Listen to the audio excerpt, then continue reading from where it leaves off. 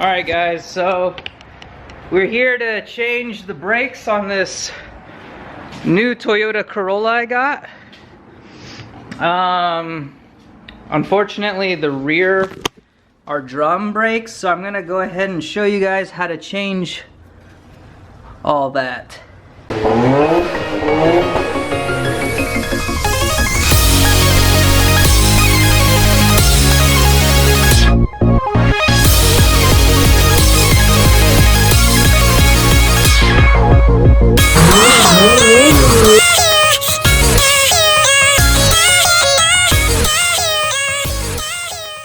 Alright guys, so this car is a little bit rusty, as you could tell. Not so much on the chassis, but it's got some rust, which makes this definitely harder to remove. But your best friend here is PB Blaster. You want to go ahead and spray it everywhere you can. Hold on. Stop. Now even in between the lug nuts, I would say.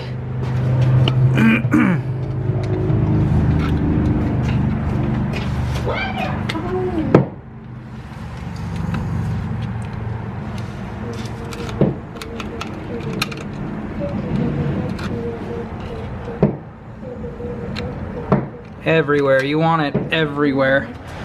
And then the next best thing you could do is hammer.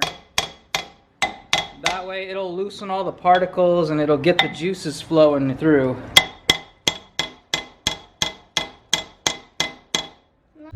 Alright guys, so I finally found the right bolt size. It's an M8 by 1.25. Make sure you get it no bigger or no smaller.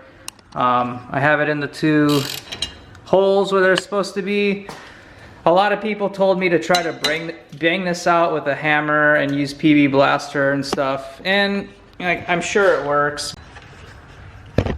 Alright, as I was saying, I'm sure the PB Blaster and the hammer works, but I think this is a lot smarter to wrench it out on your own. Oh, it's a lot easier. And just like that, it's coming right out. Looks like it's good. And just like that. Oh man. You could see where all the PB Blaster hit. I think the hub itself is what was the hardest part about it. But there you go. There's one side. Alright guys, so I had to do the other side on my own before recording. This time it's going to be a lot easier. It looks like a mess, but if I could get the light positioned right, you gotta push these two sides in to get them to pop off, and that initially gets these two calipers, or they call them shoes, to come out. This cotter pin needs to come out. I definitely recommend getting the pin out before you start removing anything. Also, the spring is a bitch. I'm about to show you guys how to put that on without any tools. The tiny spring should come off first. And then this guy has an adjuster right there, so you might have to mess with that a little. Definitely highly recommend to adjust it all the way. So you can see the thread there, but yeah, wind it back all the way. And these brake drums are actually self-adjusted, or self-adjusters. Once you put everything back on, you just keep pumping the brakes and they'll eventually put themselves in a spot to where the brakes will be functional. I'm probably just gonna drive the car around after, but it's very easy. It's just a very painful process. I like busted my hands yesterday, but let's go ahead and I'll show you guys how it's done. Alright, so first part is to get this stupid cotter pin. I usually just, I think the best way is 2,000 years later. I think it'll come out a lot easier once you get it off. Spring on the bottom. 2 hours later. There's the bottom. Now to push these guys down and slide them out. Alright. This could just come out. Got her. Now that that's done, you pull the old shoe out, toss that. Let me go ahead and get the newer ones. So we're putting this side on. The other side has a little nut here. That's to mount it in place. Back here. Well, actually, there's something I'll show you once I get there. Alright guys, just like that. I got this piece on by hand. It's really hard because you have to push in and twist. As you can see, you have to twist to where you can unlock it. Hopefully that makes sense, but I got it in and it's locked. Now to get that side out. So this side's done, but that's not the worst part.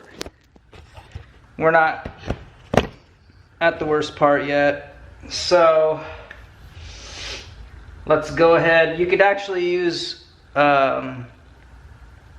this tool here. Push it down in and twist. We are able to get this piece off. Now you need this piece, the spring. So you're gonna have to go ahead and figure out how to remove it. Now you take it off.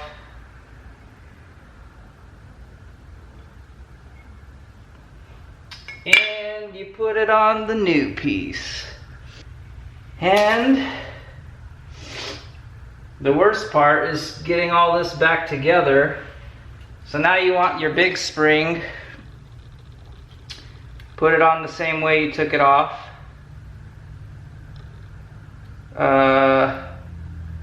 Seriously, just a pain in the bohiney.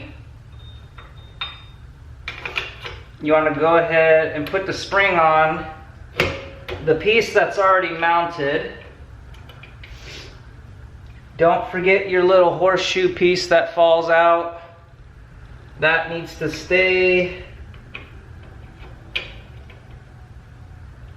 for when you put this guy back on.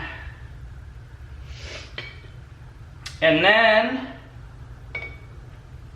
you somehow finagle into getting this spring piece out. Crushing my finger. Tool time. Now you have to put this on just like that. And then you have to pull this. Now I advise you, if you want to go get tools, do it. I was just too lazy to go get it and even figure out what exact tool I needed to do all this, but now you gotta drag this piece back on. Okay.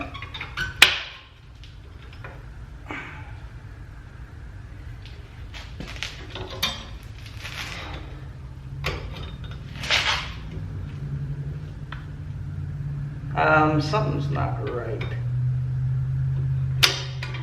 Ah, there we go.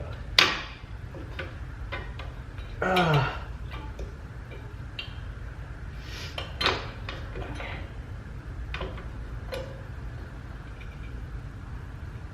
Somehow, I think I did it first try.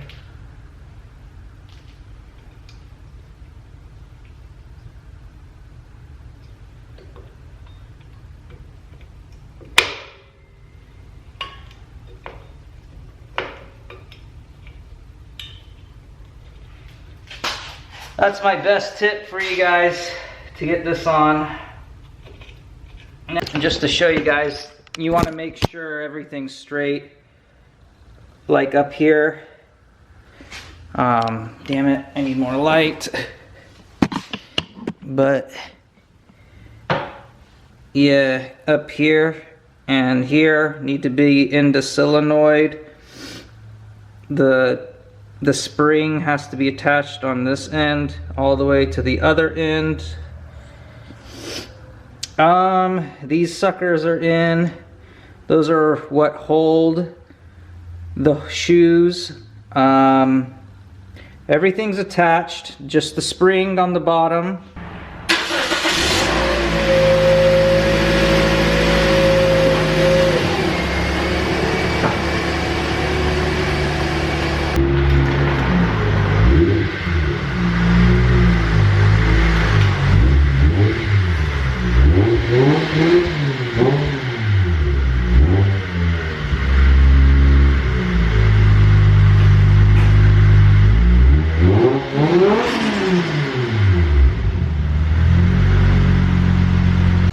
Alright everyone, that's gonna do it for today's video. If you thought this video was very helpful, please go ahead and give this video a thumbs up. And also, if you know anyone that wants to learn how to change brakes, go ahead and just share it with your friends. But that's gonna do it for today. I'm pretty much done with that car. So we'll go ahead and work more on the JZX, because that's what we're here for, right? Not a 2010 Toyota Corolla. But the brakes were pretty easy. It's been like probably over 10 years since I've worked on drum brakes. But I guess there's a first time for everything. Actually, I can't even remember the last time I worked on drum brakes. I don't know if I think I've already gave these guys a shout out. Best bang for your buck. If you go to an auto parts store, you're probably gonna spend over $100. And the places I looked around, all four corners would cost like $400 or $500. So this way is a lot cheaper. So till next time, see you guys.